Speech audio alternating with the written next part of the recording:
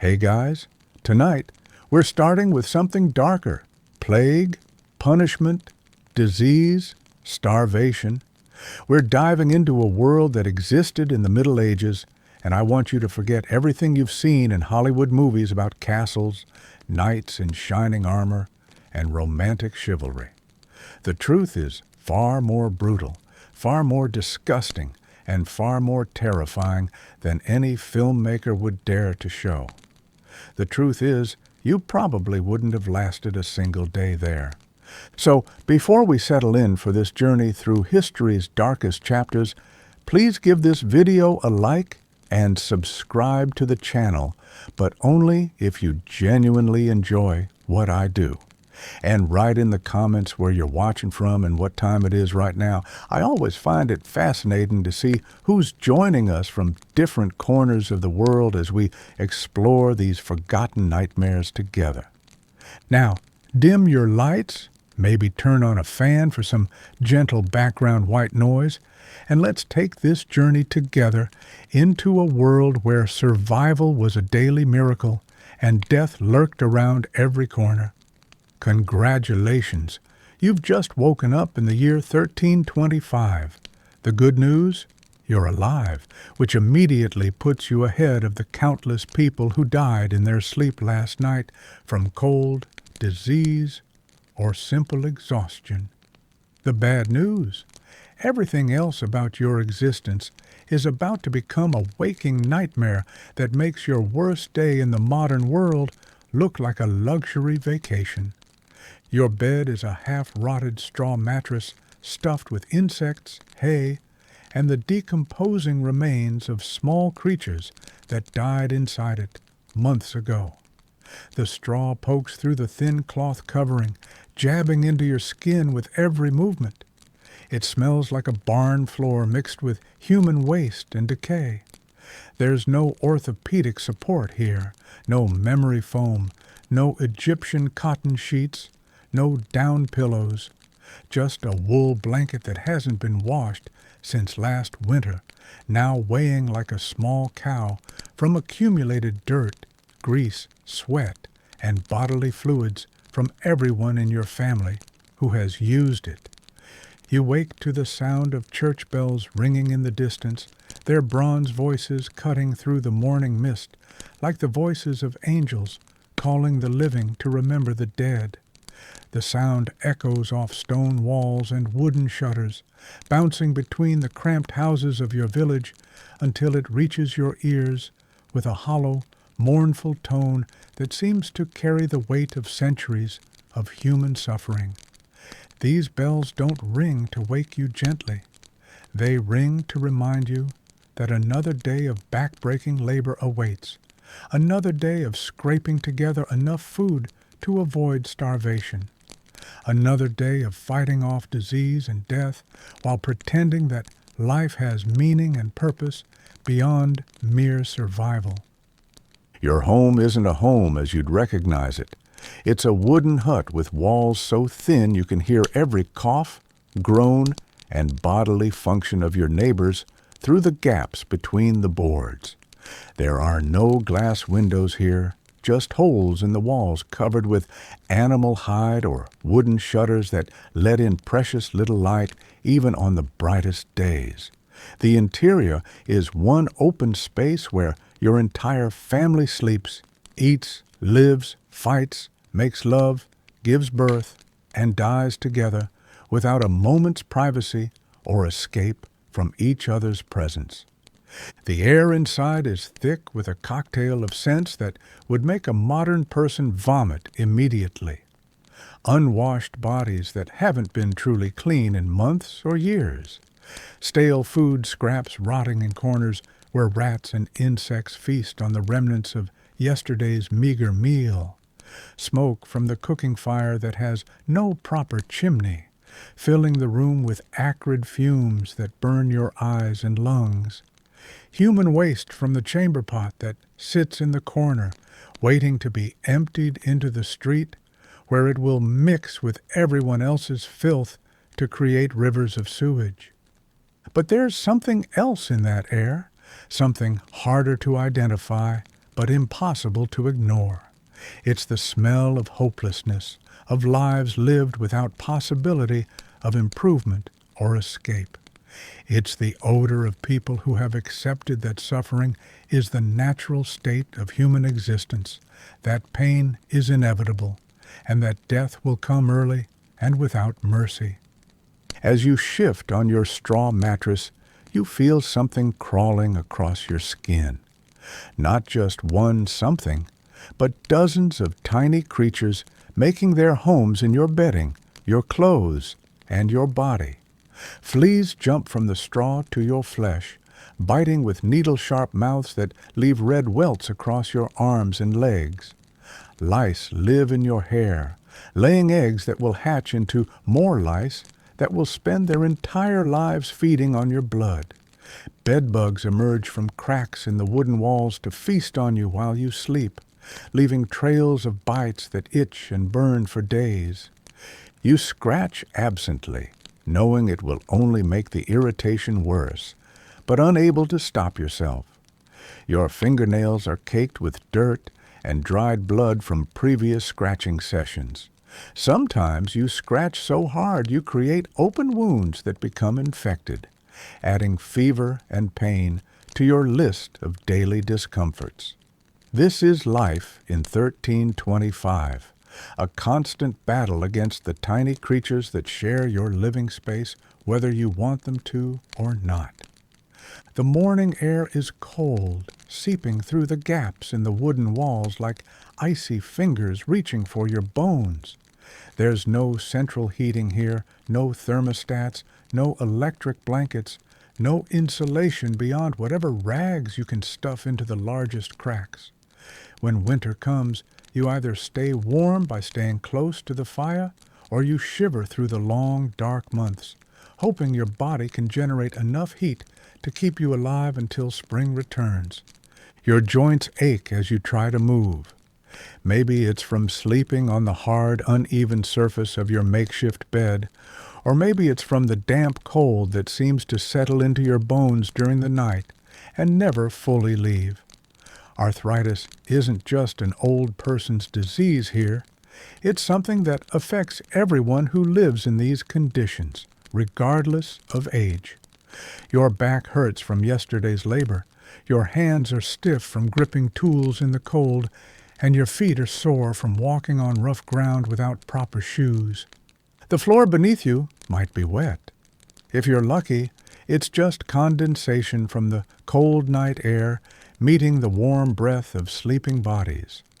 If you're unlucky, it's urine from one of your family members who couldn't make it outside during the night, or something worse.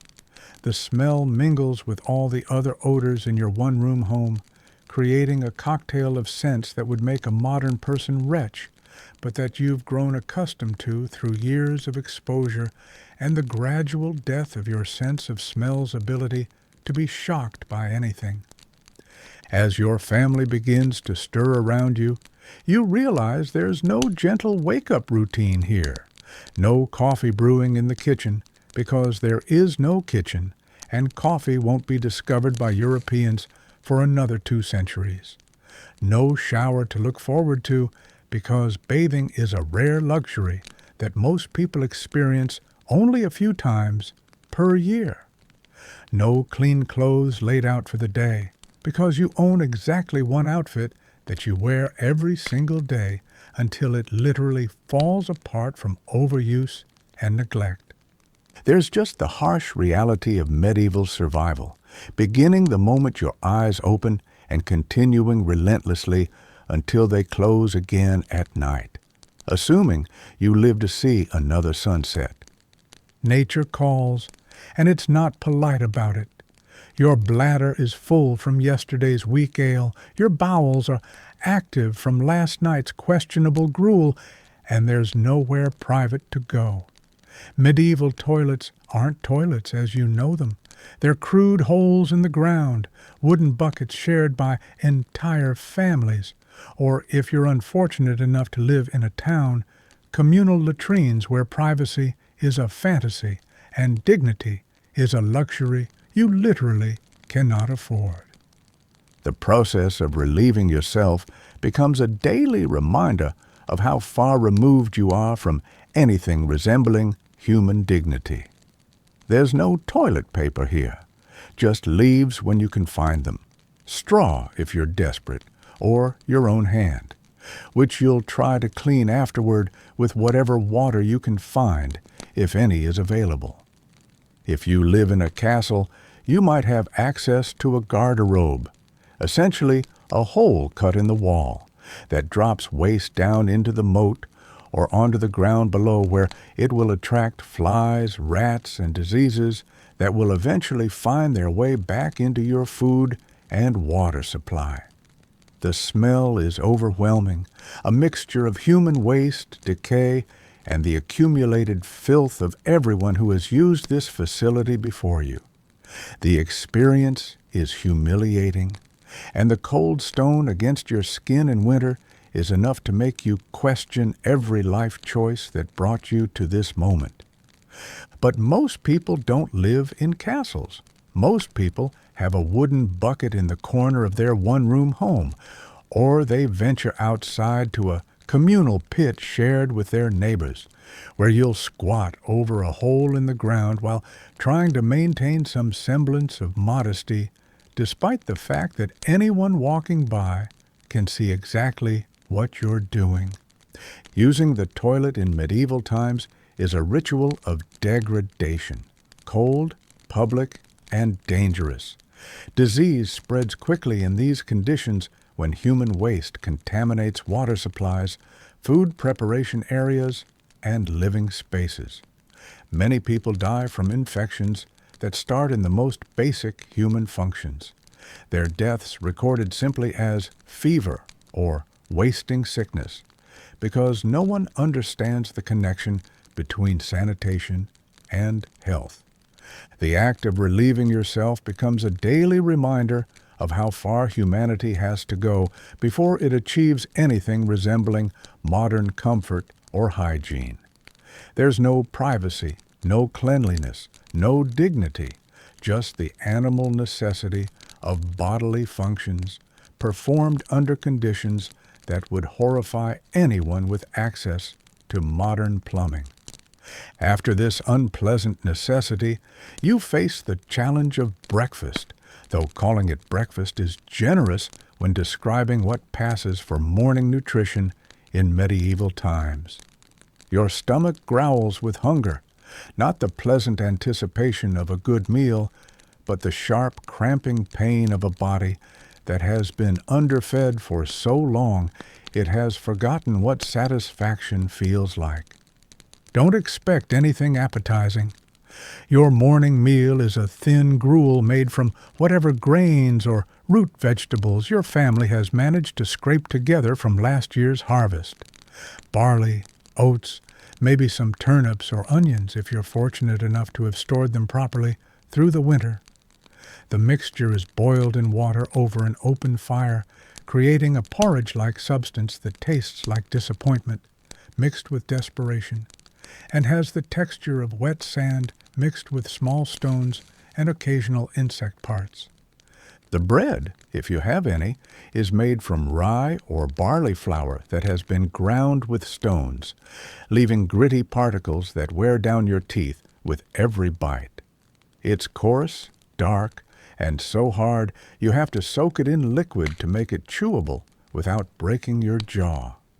Forget about soft white bread or anything resembling modern baked goods.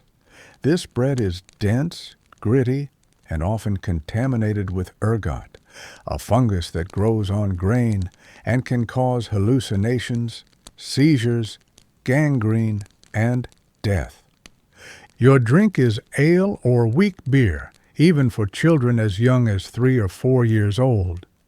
Water is too dangerous to drink straight because it's contaminated with waste from animals and humans, diseased matter from corpses upstream, and parasites that will give you dysentery, cholera, or worse. So you start your day with a light buzz from alcohol, knowing that the alternative is potentially fatal dehydration or death from waterborne illness. Meat is a rare luxury that most people experience only during festivals, weddings, or when an animal dies unexpectedly and must be consumed quickly before it spoils. If you're a peasant, which statistics say you probably are, you might eat meat a few times a year if you're lucky. The rest of the time you survive on grain, vegetables, and whatever you can forage from the forest: nuts, berries, mushrooms, roots, and anything else that might be edible and won't kill you immediately.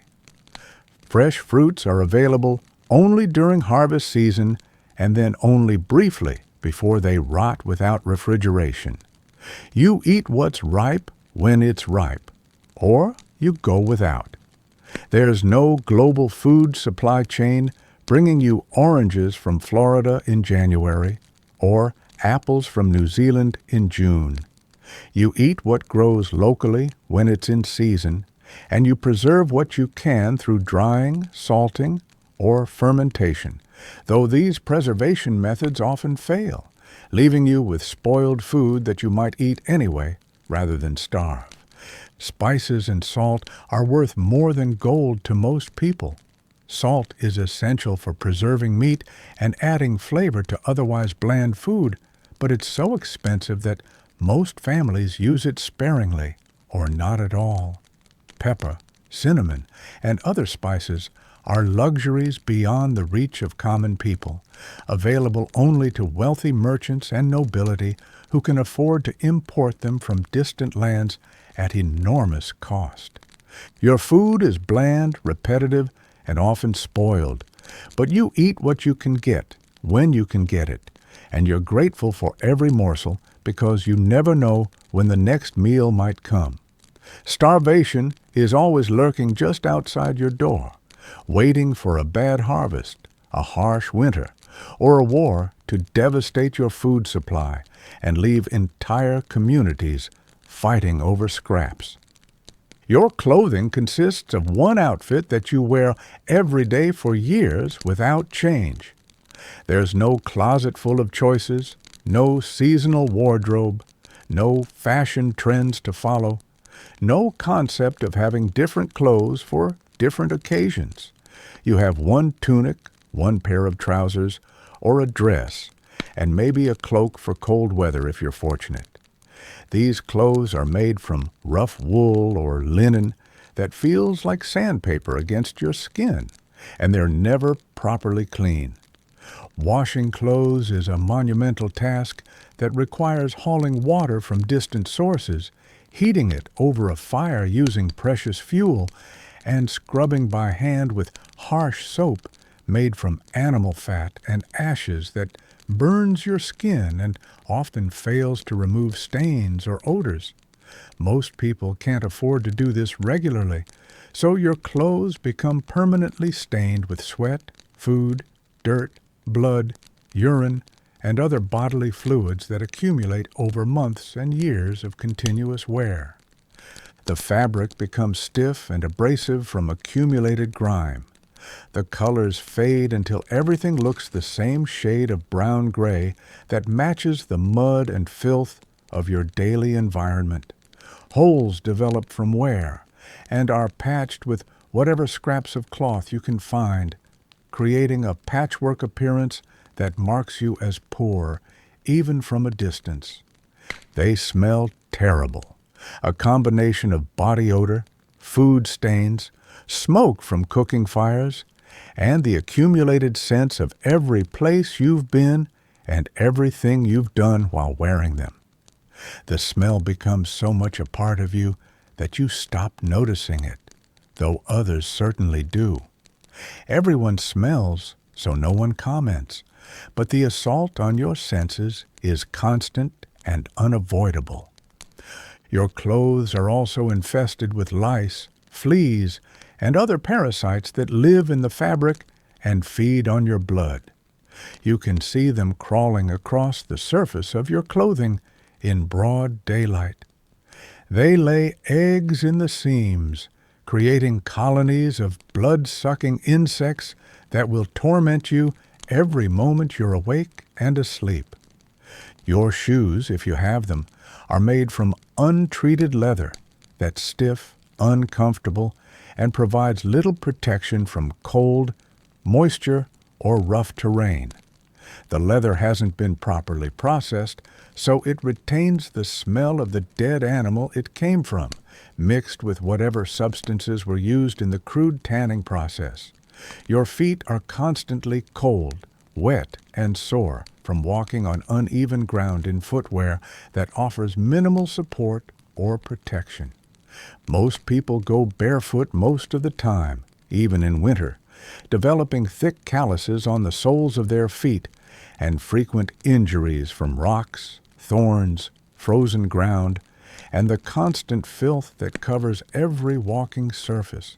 Your feet become so hardened and damaged that they barely resemble human feet anymore, looking more like the hooves of animals that have adapted to harsh terrain. Fleas, lice, and bedbugs are constant companions that make every moment of your life miserable. They live in your hair, your clothes, your bedding, and your furniture. You itch constantly, scratch until you bleed, and develop infections from the open wounds created by your fingernails trying desperately to relieve the torment of thousands of tiny bites. Your skin is always irritated, always uncomfortable, always crawling with tiny creatures that bite and suck your blood throughout the day and night. You can feel them moving across your scalp, down your back, across your arms and legs.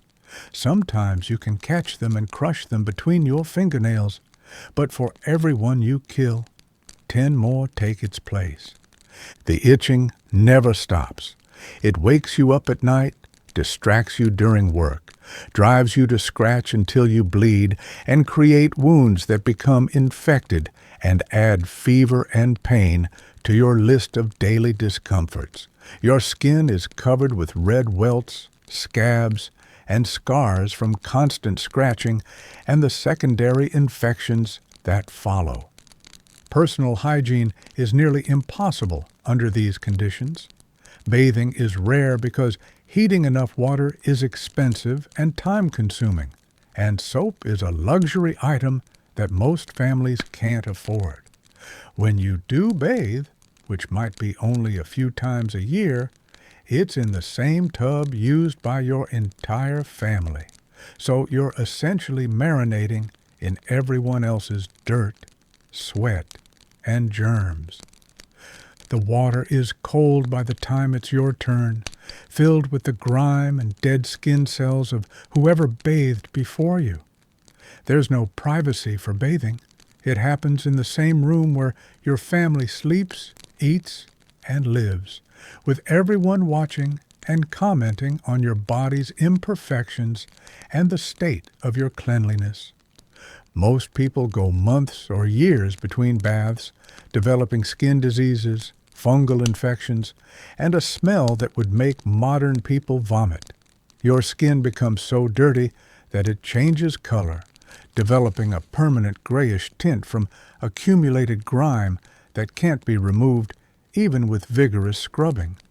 Soap, when it's available, is made from animal fat and ashes using methods that create a harsh, caustic substance that burns your skin and often fails to remove dirt or kill germs.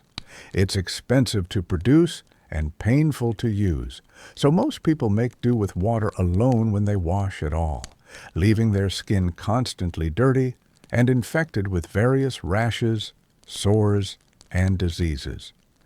Your hair is never truly clean. It becomes matted and greasy from months without proper washing, providing an ideal environment for lice to live and reproduce. You can see the lice crawling across your scalp, and you can feel their eggs attached to individual strands of hair near your skin.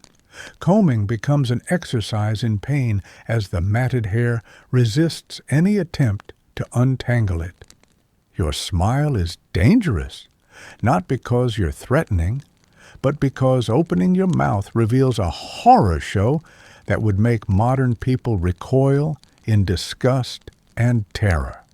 Dental hygiene doesn't exist in any meaningful way, and your teeth are literally rotting in your mouth while you're still alive and trying to use them to eat the rough, gritty food that comprises your daily diet. Cavities are not just common, they're universal. Every adult has multiple holes in their teeth that expose the sensitive nerve endings underneath, causing constant throbbing pain that never goes away. You learn to chew on one side of your mouth to avoid the worst of the agony, but eventually every tooth becomes a source of torment that makes eating an exercise in suffering. Gum disease is so widespread that healthy gums are practically unknown. Your gums are red, swollen, and bleeding, receding from your teeth to expose the roots and create pockets where food particles and bacteria collect and fester. The pain is constant and sharp, made worse by any attempt to eat or drink anything hot, cold, sweet, or acidic. Tooth loss starts early and continues throughout your life. By age 30, if you live that long, you'll be missing half your teeth. By 40, you'll be mostly toothless, trying to gum your food into small enough pieces to swallow without choking. Children as young as 10 start losing teeth to decay and infection, their smiles already marked by black gaps and broken stumps. Sugar is rare and expensive, but even without it, your teeth are under constant attack from poor nutrition, gritty food that wears away enamel, and complete lack of care. The bread you eat is full of particles from the stone mills used to grind grain, literally sanding down your teeth with every bite. Your diet lacks the vitamins and minerals needed for healthy teeth and bones, leaving them weak and prone to breaking. When a tooth hurts, which is constantly, you have few options, and none of them are pleasant. There are no dentists in the modern sense, no Novocaine, no root canals, no antibiotics to fight infection. Your choices are to endure the pain until the tooth falls out on its own, or visit a barber surgeon who will attempt to yank it out with crude metal tools while you scream and bleed and pray you don't die from shock or infection. The extraction process is barbaric. You're held down by multiple people while the barber surgeon grips your infected tooth with metal pliers and pulls with brute force. Sometimes the tooth breaks, leaving fragments embedded in your jaw that will cause infections for months or years. Sometimes the wrong tooth is removed because the pain has spread, and you can't identify which tooth is actually causing the problem. Many people die from tooth infections that spread to their brain, heart, or bloodstream. A simple cavity can become an abscess that kills you slowly and painfully over weeks or months. Your face swells up like a balloon, your fever spikes, and you slip into delirium as the infection spreads through your body, killing you one organ at a time. Your mouth is a source of constant pain and embarrassment.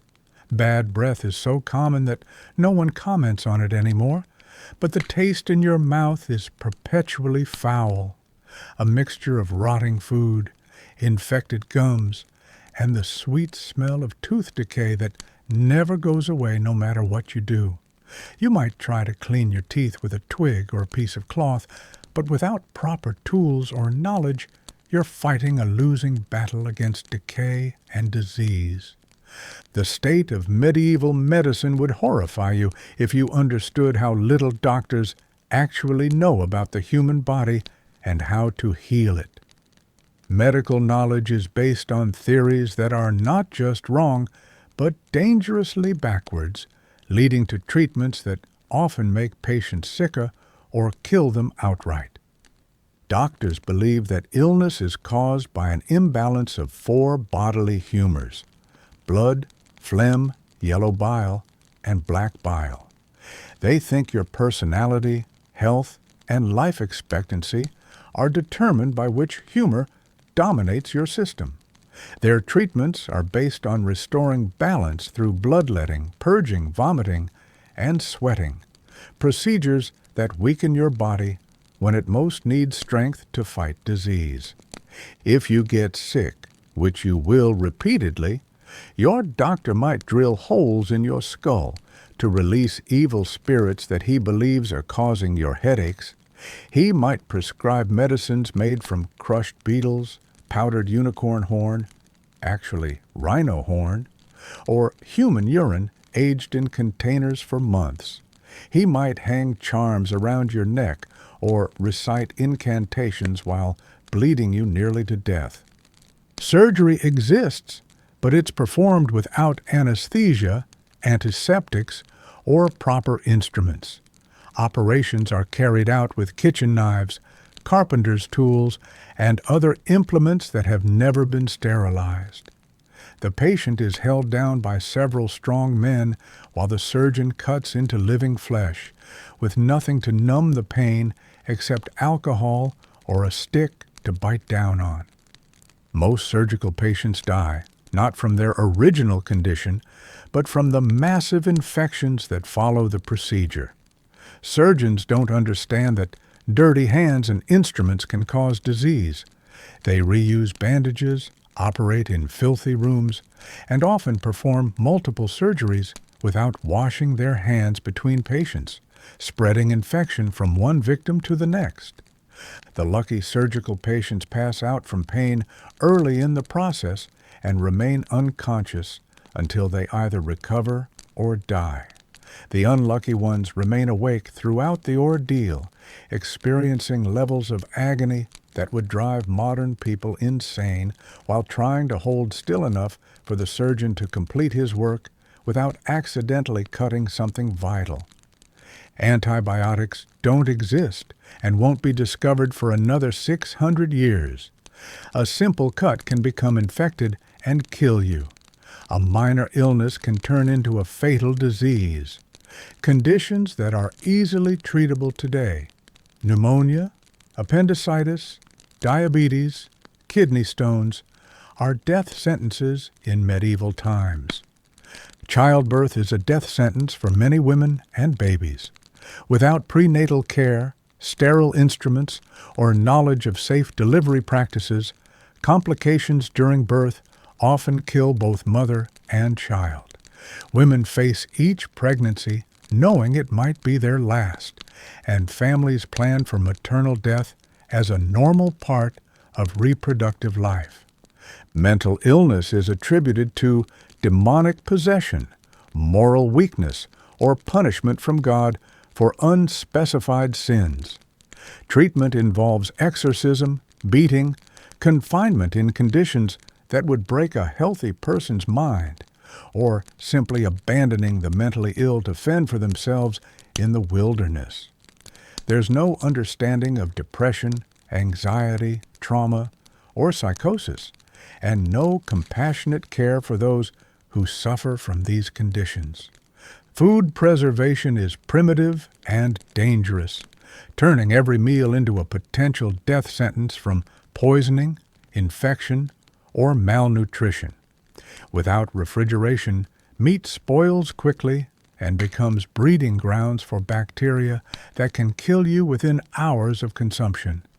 You learn to recognize the smell of rotten meat, but sometimes hunger forces you to eat food that you know is questionable, gambling your life against your empty stomach. Vegetables rot in storage, especially during the long winter months when fresh food becomes impossible to obtain. Root vegetables stored in cellars become mushy and moldy. Dried fruits and vegetables lose their nutritional value and often become infested with insects and rodents that leave their droppings mixed in with your food supply. Grain becomes infested with weevils, mice, and rats that contaminate entire storage containers with their urine, feces, and parasites. You eat what you can salvage, picking out the worst of the contamination while accepting that some level of filth is unavoidable. Your flour contains insect parts rodent hairs, and other matter that you try not to think about while choking down your daily bread. Bread, your dietary staple, is often contaminated with ergot fungus that grows on rye and other grains in damp conditions. Ergot contains compounds similar to LSD that cause hallucinations, convulsions, gangrene, and death. When ergot poisoning strikes a community, people report seeing demons, experiencing religious visions, and feeling like their skin is burning off their bodies. Entire villages sometimes suffer from ergot poisoning simultaneously, leading to mass hysteria, accusations of witchcraft, and violence against innocent people who are blamed for causing the mysterious illness. The bread that sustains you can also drive you insane, and there's no way to tell which loaves are safe and which will send you into convulsions and delirium. Milk is dangerous and potentially deadly. Without pasteurization, it carries tuberculosis, brucellosis, anthrax, and other diseases that can kill you quickly or slowly. Dairy products spoil within hours of production and become breeding grounds for harmful bacteria that cause violent illness and death. Even when fresh, milk can contain pathogens from diseased animals that will make you seriously ill. Many people avoid dairy products entirely, knowing that the risk of illness outweighs any nutritional benefit. This means that calcium deficiency is common, leading to soft bones, fractures, and deformities that make physical labor even more difficult and painful than it already is. Water remains your constant enemy and reluctant ally. Every drop you drink could kill you, but you need it to live. Wells are contaminated with waste from latrines, decomposing animal carcasses, and runoff from areas where humans and animals live in close proximity. Rivers carry disease from upstream towns, where people dump their waste directly into the water supply that downstream communities depend on for survival. Even rainwater collected in barrels becomes breeding grounds for mosquitoes and bacteria within days of collection. The containers used to store water are never properly cleaned and become sources of contamination themselves. You drink what you must and hope your body can fight off whatever diseases come with each sip. The beer you drink to avoid water poisoning is often weak and sour, but it's safer than the alternative because the brewing process kills some of the harmful bacteria that would otherwise make you sick. Even children drink alcohol daily because it's the only way to get liquid into your body without risking immediate death from waterborne illness.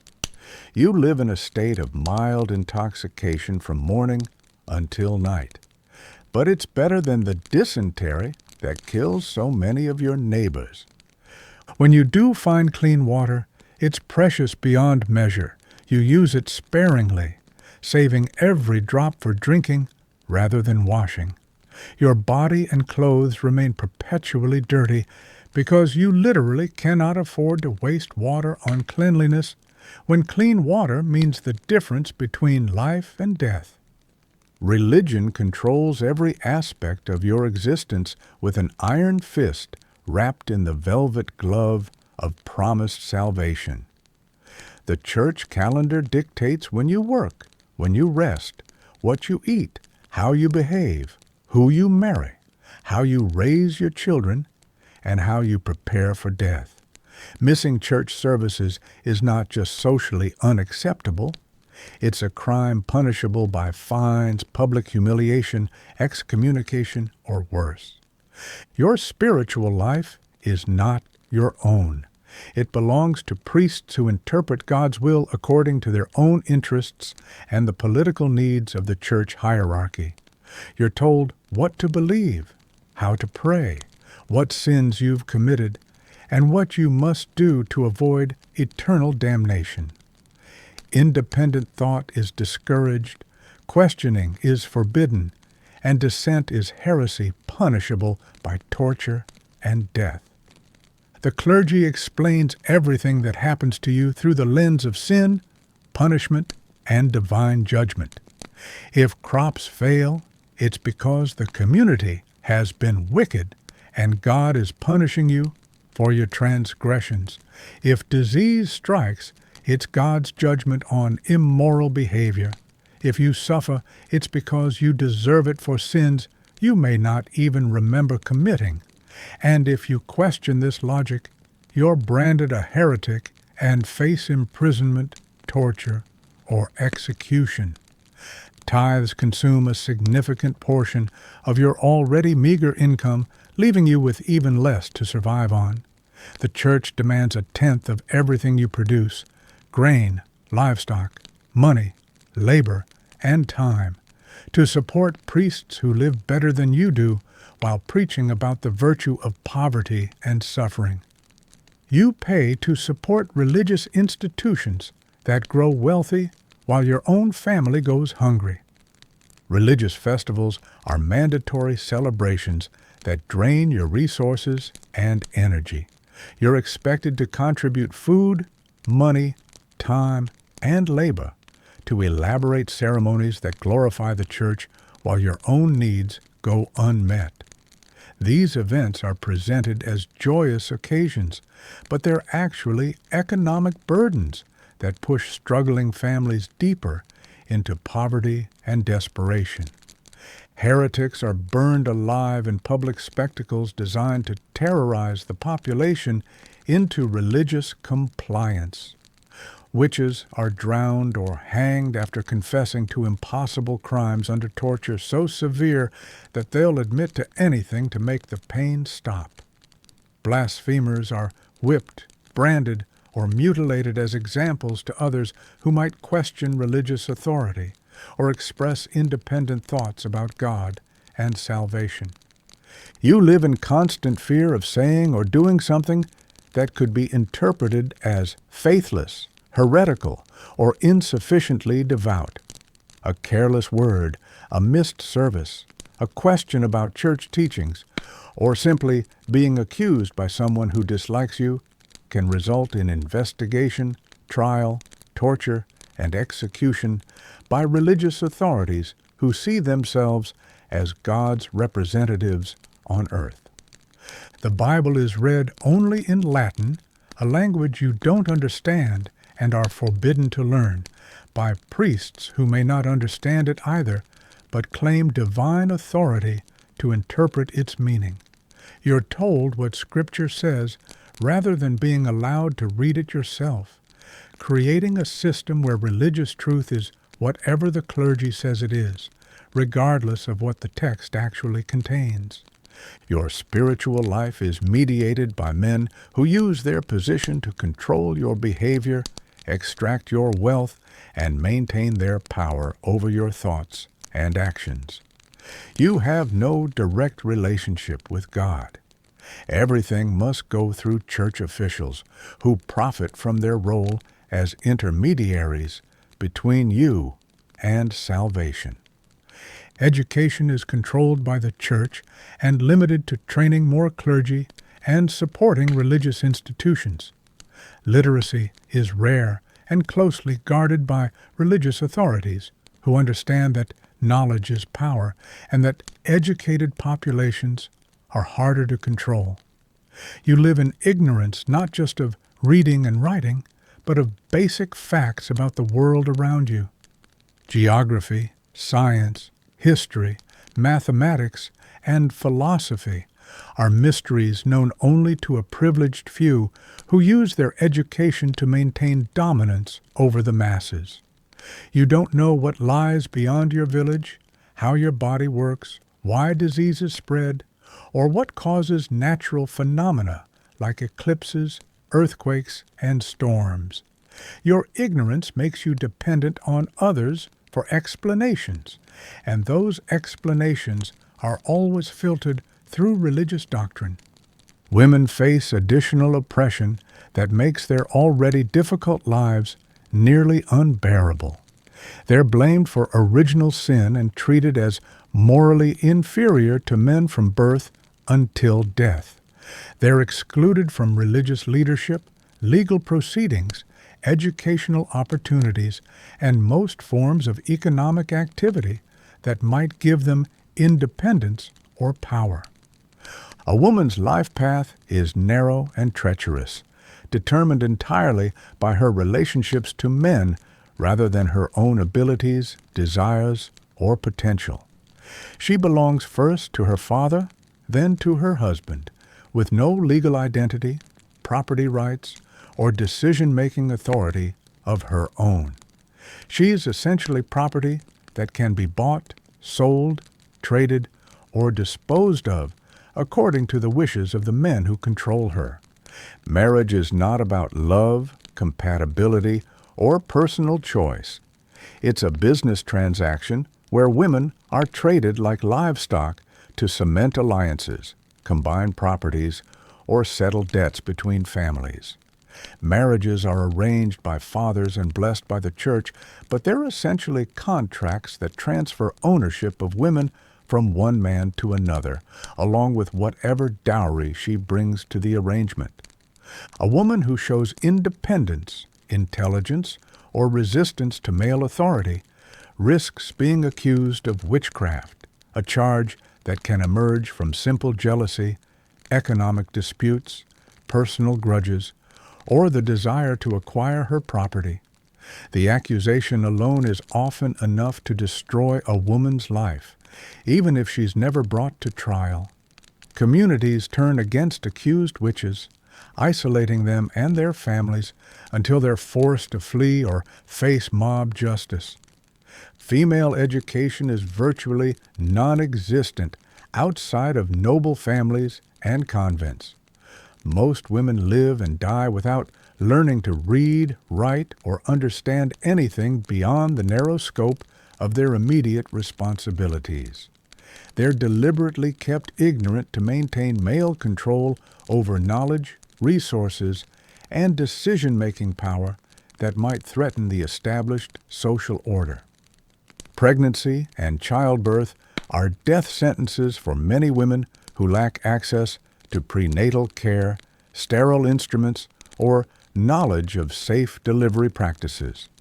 Complications during birth often kill both mother and child, and women face each pregnancy knowing it might be their last. Families plan for maternal death as a normal part of reproductive life, preparing for widowed fathers to raise motherless children. After giving birth, if she survives, a woman returns immediately to backbreaking labor within days or weeks of delivery. There's no maternity leave, no recovery time, no help with child care beyond what older children can provide while still working themselves. She works in fields, tends animals, cooks meals, manages households, spins thread, weaves cloth, and performs countless other tasks while nursing infants and caring for other children who themselves face high mortality rates. Women who don't conform to social expectations face accusations of witchcraft, heresy, or moral corruption that can result in public humiliation, physical punishment, exile, or death. A woman who speaks too boldly, knows too much about healing herbs, owns property independently, or simply annoys the wrong person can find herself accused of supernatural crimes that carry death sentences. Even in the church, supposedly a refuge for spiritual women, females face discrimination and abuse at every level. Nuns are often treated as servants rather than spiritual equals, performing domestic labor for male clergy while being denied access to education, leadership roles, or theological training. Women cannot become priests, bishops, or hold any religious authority over men regardless of their knowledge, devotion, or spiritual gifts. Their religious life is supervised and controlled by male clergy who may be corrupt, abusive, or simply indifferent to female spiritual needs. Convents are often dumping grounds for unwanted daughters whose families cannot afford dowries, creating communities of bitter, resentful women who have been forced into religious life against their will. Violence against women is not just tolerated, but legally sanctioned in most circumstances. A husband can beat his wife with legal impunity as long as he doesn't kill her. Rape is often treated as a property crime against the woman's father or husband, rather than a crime against the woman herself. Sexual assault by nobles or clergy carries minimal consequences, especially when the victim is a peasant woman whose testimony carries no legal weight. Women work longer hours than men while receiving less food, inferior clothing, and no recognition for their contributions to family survival. They perform all the domestic labor that keeps households functioning while also working in fields, workshops, and markets to generate income that legally belongs to their male relatives. The legal system treats women as perpetual minors who cannot own property, make contracts, or represent themselves in court. A woman's testimony is worth less than a man's in legal proceedings, and she cannot inherit property or pass it on to her children without male oversight. Her economic life is entirely dependent on the goodwill of men who may abandon, abuse, or exploit her without consequence. Violence is woven into the fabric of daily life like thread through cloth, so common and expected that it's not exceptional or shocking. It's simply how disputes are settled, order is maintained, and power is demonstrated throughout society. You live in a world where might makes right, weakness invites exploitation and abuse, and the strong prey upon the weak without legal or moral constraints. Crime and punishment operate without any concept of proportional justice, due process, or individual rights that modern people take for granted.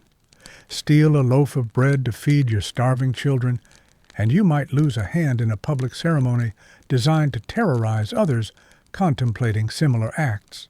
Speak against a nobleman or question his authority, and you could be publicly flogged until your back is raw meat. Commit murder, and you'll be drawn and quartered in front of a cheering crowd that treats executions like entertainment and brings their children to watch the spectacle. Torture is not just legal, but common, considered a necessary tool of justice for extracting confessions from people who may be innocent but are willing to admit to anything to make the agony stop. Courts use systematic pain to determine guilt or innocence, operating under the assumption that innocent people will somehow be able to withstand torture while guilty people will confess under duress.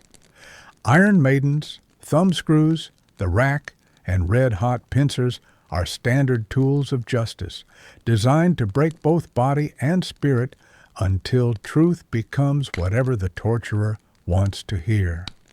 Victims are stretched until their joints separate, burned with heated metal, crushed until bones break, and subjected to pain so severe that death becomes a welcome release from suffering. Public executions are community events that entire families attend like festivals. Parents bring their children to watch criminals hang, burn, or face more creative forms of death, using the spectacle as educational entertainment that teaches lessons about obedience and the consequences of challenging authority. The crowd cheers when the condemned person dies, throws rotten food at the body, and celebrates the violence as a victory for justice and social order. Vigilante justice is common when official courts are unavailable, corrupt, or simply too slow to satisfy community bloodlust. Mobs form quickly to deal with suspected criminals, witches, heretics, or anyone who has angered powerful people or violated social norms. These crowds operate on rumor, emotion, and prejudice rather than evidence, leading to innocent people being beaten, killed, or driven from their homes based on nothing more than suspicion and popular hatred. Wars are frequent and devastating, fought by lords and kings who use their peasants as expendable soldiers in conflicts over land, resources, and political power. You might be conscripted to fight in battles you don't understand for causes you don't support, carrying weapons you barely know how to use against enemies who want to kill you for reasons that have nothing to do with your personal grievances or beliefs. Medieval warfare is brutal and personal, fought with swords, axes, and other weapons that require close contact with your enemies. You see their faces as you try to kill them, and they try to kill you. You smell their fear and pain, hear their screams and final words, feel their blood splash across your face and clothes as you struggle to survive another day of organized slaughter. Even in peacetime, armed men patrol the roads as bandits, knights, mercenaries, or soldiers, all equally dangerous to common travelers regardless of their official status or supposed allegiance. Roads are unsafe, trade is risky, and simply moving from one place to another can result in robbery, rape, murder, or slavery at the hands of men who see violence as a legitimate way to acquire wealth and power. You stay close to home not by choice, but because the world beyond your village is a killing field where human life has little value and strangers are automatically assumed to be threats until proven otherwise. Travel requires armed escorts, careful planning, and acceptance that you might not return alive from even short journeys to neighboring communities. Domestic violence is not just tolerated, but expected as a normal part of family life. Husbands beat wives, parents beat children, masters beat servants, and everyone accepts this violence as necessary for maintaining order and discipline. Children grow up watching their mothers being abused and knowing that they too will face similar treatment as they mature into adults. The legal system provides no protection for victims of domestic violence, treating family relationships as private matters beyond the reach of outside intervention. A man's home is his castle, and what happens inside it is his business alone, regardless of how much suffering he inflicts on those under his control. Death is not a distant possibility, but a constant companion that walks beside you every day of your life. You wake each morning knowing that today might be your last, not because you're pessimistic or morbid, but because life in medieval times is brutally fragile, and death can come from countless sources without warning or possibility of prevention. A small cut can become infected and kill you within days. A simple cough can turn into pneumonia and end your life within a week. A bad meal can give you food poisoning that proves fatal when your weakened body cannot fight off the infection. An accident at work can crush your skull or break your spine, leaving you to die slowly and painfully while your family watches helplessly. The average lifespan is approximately 30 to 40 years, but this statistic is misleading because it's heavily weighted by infant mortality rates that would horrify modern parents. If you survive childhood, which is a significant accomplishment, you might live into your 50s or 60s. But getting through those first vulnerable years is a gamble with terrible odds stacked against survival. Child mortality is so devastating that parents don't allow themselves to become emotionally attached to their children until they've survived several years and proven their ability to live past the most dangerous period of early childhood. Half of all children die before reaching adulthood from diseases that are easily prevented or treated today. Measles, whooping cough, diphtheria, smallpox, and countless other illnesses that sweep through medieval communities like wildfire. Parents have many children not because they want large families, but because they need enough survivors to care for them in old age and carry on the family name and traditions.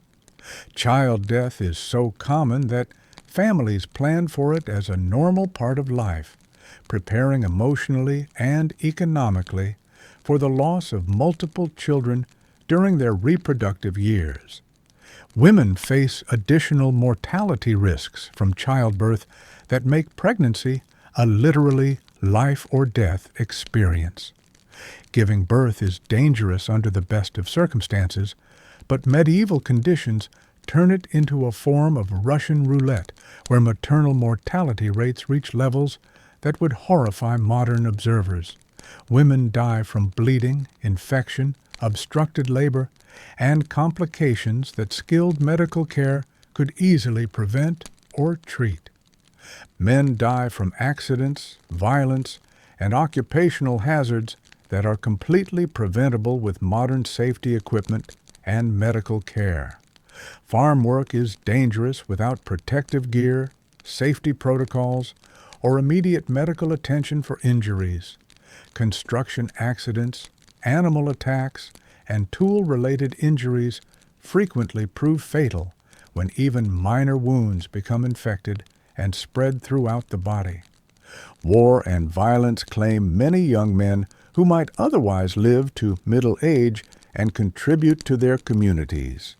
Even simple activities like traveling, working, or attending public gatherings carry risks that can end life suddenly and without warning when disputes escalate into deadly conflicts. Disease spreads rapidly through medieval communities where people live in close quarters without understanding how germs spread or how to prevent transmission.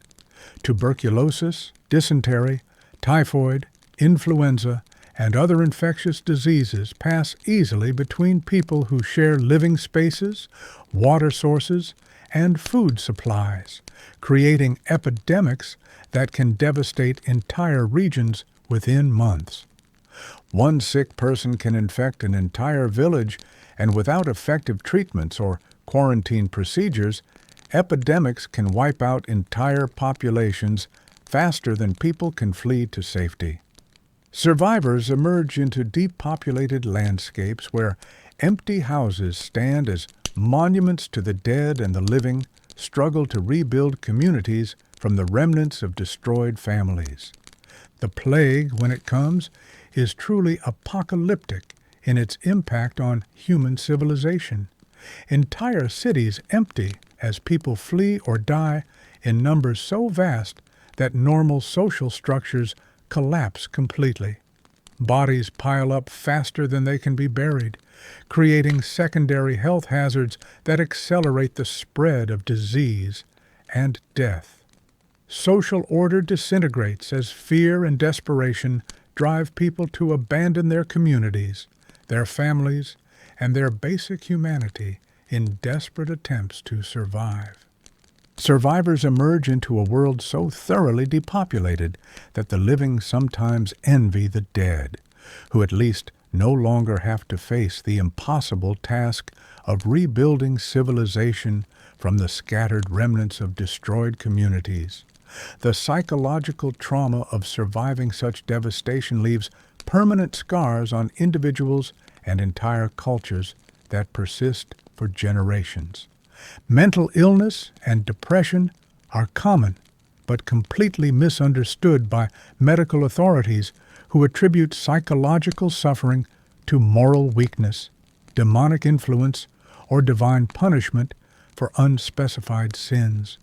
The constant stress of survival, the trauma of witnessing violence and death, and the hopelessness of life with no possibility of improvement take a severe psychological toll on people who have no concept of mental health or emotional well-being. People suffer from what we would recognize as post-traumatic stress disorder, anxiety disorders, major depression, and other psychological conditions that result from living under constant threat of death, violence, and suffering. However, these conditions are attributed to character flaws or supernatural influences rather than natural responses to traumatic experiences. Yet somehow, despite all the darkness we've explored together tonight, despite the suffering and hardship that defined daily life in medieval times, there's something remarkable about the human spirit that we must acknowledge and celebrate. Even in the depths of this harsh existence, people found ways to laugh, to sing, to love, and to hope for better futures that they themselves might never live to see. They gathered around fires in the evening and told stories that transported them beyond their immediate suffering into worlds of imagination and possibility. These stories weren't just entertainment. They were acts of resistance against despair, assertions that human creativity and hope could survive even under the most oppressive conditions. They sang songs that passed down through generations, carrying melodies that could lift spirits even in the darkest times and connecting them to ancestors and descendants across the centuries. Music became a form of spiritual resistance, a way of asserting that beauty and joy could exist even in the midst of ugliness and suffering. They fell in love despite arranged marriages and economic constraints, finding genuine affection and partnership in relationships that began as business transactions, but sometimes grew into deep emotional bonds that sustained people through their hardest trials. Love found a way to flourish even in conditions designed to crush individual desire and personal choice.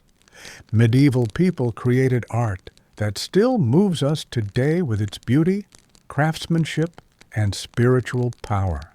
They built cathedrals that took centuries to complete, projects that required generations of workers who would never see the finished result, but who contributed their skills and passion to something greater than themselves, creating lasting monuments to human creativity and faith.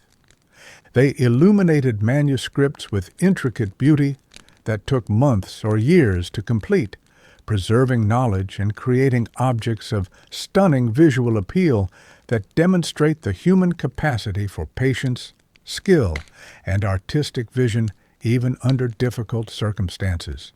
They carved stone into flowing forms that seemed to defy the hardness of their material, and composed music that spoke to universal human experiences of love, loss, hope, and transcendence. They celebrated festivals and holy days with genuine joy, creating community bonds that helped them survive individual hardships and maintain social connections that provided emotional support during times of crisis. When someone in the village faced disaster, fire, flood, disease, or death, neighbors would rally to provide support, sharing their meager resources with those who had even less, and demonstrating that human compassion could survive even in conditions of scarcity and competition. Children played games, told jokes, and found wonder in simple things despite their harsh circumstances and limited opportunities for education or advancement. Parents loved their children fiercely, even knowing that many would not survive to adulthood, investing emotional energy and care in relationships that might be brief but were nonetheless precious and meaningful. The pain of losing children was just as acute then as it is now, but people continued to hope, to try, and to find meaning in relationships and experiences that might be temporary, but were still valuable and worthy of celebration. Human love persisted despite suffering, creating bonds that gave life meaning beyond mere survival. Religious faith, despite its oppressive institutional structure and political manipulation, provided genuine comfort to many people who found in spiritual belief a source of strength, purpose, and hope that helped them endure otherwise unbearable conditions. The promise of a better life after death gave meaning to present suffering and dignity to people whose earthly lives held little recognition or respect from secular authorities. The belief that God cared about individual souls, even the souls of the poorest peasants, offered spiritual equality that secular society denied, creating a sense of ultimate worth and importance that sustained people through lives of hardship and oppression. Faith became a form of resistance against despair and meaninglessness. Craftsmen took pride in their work, creating objects of beauty and utility that would outlast their makers and serve future generations. Farmers felt satisfaction in successful harvests that would feed their families through another winter. Women found fulfillment in domestic skills that kept their households functioning and their children alive as long as possible. These were small victories in difficult lives, but they were genuine victories nonetheless that provided purpose and satisfaction. Community bonds were strong because survival depended on cooperation and mutual support in ways that modern individualism has largely forgotten. Villages worked together to bring in harvests, to build homes, to care for the sick and elderly, and to defend against external threats. People knew their neighbors intimately and relied on them in ways that created deep social connections and shared responsibility for community welfare. There was loneliness and isolation, but there was rarely the kind of social atomization that plagues contemporary life. People lived surrounded by family, neighbors, and community members who shared their struggles and understood their challenges from personal experience. The pace of life, while hard and demanding, was connected to natural rhythms that provided a sense of place and continuity often missing from modern existence. People woke with the sun and slept with darkness, ate foods that grew locally and in season, and lived where their parents and grandparents had lived, surrounded by familiar landscapes and established traditions that provided psychological comfort even amid physical hardship. There was stability and rootedness that offered emotional security despite material insecurity, creating a sense of belonging to something larger than individual existence. People knew where they came from, where they belonged, and what was expected of them, even if those expectations were often difficult to fulfill. Knowledge was precious because it was rare, making education and learning valued in ways that modern abundance has diminished. Those who could read treasured books as we might treasure gold. Stories, songs, and practical knowledge were passed down orally with careful attention to accuracy and preservation, making every educated person a guardian of cultural heritage. Learning was a gift that communities valued and protected, understanding that wisdom was essential for survival and that the loss of knowledge could be catastrophic for future generations. Teachers and scholars were respected for their role in preserving and transmitting the accumulated wisdom of previous generations. The medieval world, for all its darkness and suffering, produced innovations and developments that laid the foundation for everything we enjoy today. agricultural techniques that increased food production and supported larger populations, architectural methods that created lasting structures of extraordinary beauty and engineering sophistication, legal concepts that evolved into modern justice systems based on due process and individual rights, educational institutions that became the universities where modern science, medicine, and philosophy developed, trade networks that connected distant cultures and economies, creating the foundation for global commerce and cultural exchange, artistic traditions that influenced centuries of creative expression and continue to inspire contemporary artists and craftsmen. Every comfort you enjoy tonight, your warm bed with clean sheets, unlimited clean water, modern medical care, education, freedom of movement, personal safety, and individual choice, exists because countless medieval people lived, suffered, worked, and died to create the foundation for human progress and development. Their struggles were not meaningless suffering, but necessary steps in humanity's slow climb toward better conditions for their descendants. Their pain contributed to innovations, social developments, and cultural achievements that eventually created the world we inhabit today. The very fact that you can listen to this story in comfort, lying in a clean bed in a warm room with electric lights and modern conveniences, represents the culmination of centuries of human effort to overcome the conditions we've described tonight. Every generation built upon the work of those who came before, gradually creating institutions, technologies, and social structures that provide the security and prosperity we now take for granted. Those medieval people were not so different from us in their fundamental humanity.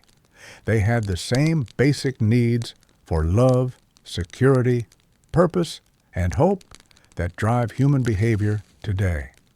They faced their challenges with the same courage, creativity, and determination that people show today when confronting difficulties and obstacles. They were our ancestors, not just in blood, but in spirit, carrying forward the essential human qualities that make civilization possible: compassion, creativity, perseverance, hope, and the willingness to sacrifice for future generations they would never live to see. Their legacy reminds us to be grateful for what we have while recognizing our responsibility to continue building a better world for future generations. The progress that lifted humanity out of medieval conditions didn't happen automatically or inevitably. It required conscious effort, sacrifice, and vision from people who often wouldn't live to see the benefits of their work, but who believed that their efforts could create better lives for their children and grandchildren. As you drift off to sleep tonight in your comfortable bed, with clean sheets and a full stomach, in a heated room with fresh air and modern medicine just a phone call away, remember that these luxuries were earned through centuries of human struggle, innovation, and hope. Your peaceful rest is a gift from the past and a promise to the future that human progress is possible when people work together toward common goals. The darkness of medieval life has given way to the light of human progress, but that light must be tended and protected by each generation.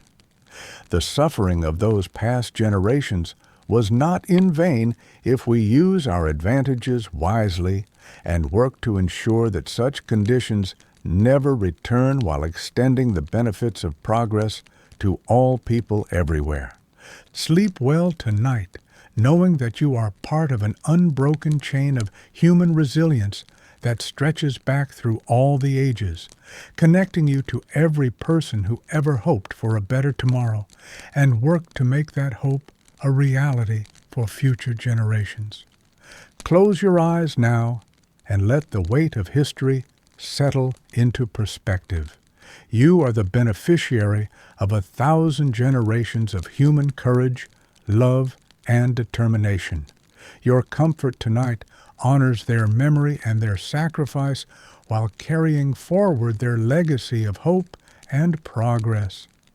Rest peacefully in the knowledge that, despite all the darkness humans have endured throughout history, the light of hope has never been extinguished. Each generation has found ways to push back against suffering and create better conditions for those who follow, gradually building the foundation for human dignity and prosperity. The medieval world was harsh beyond modern imagination, but it was also the crucible that forged the strength, wisdom, and compassion that eventually created our contemporary world. Sleep now, grateful for the journey that brought us from there to here, and hopeful for the continued progress that will carry us forward into an even better future.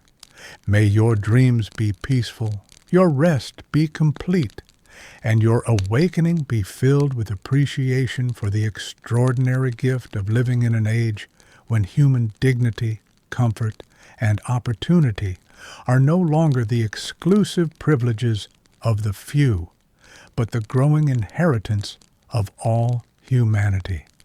Good night.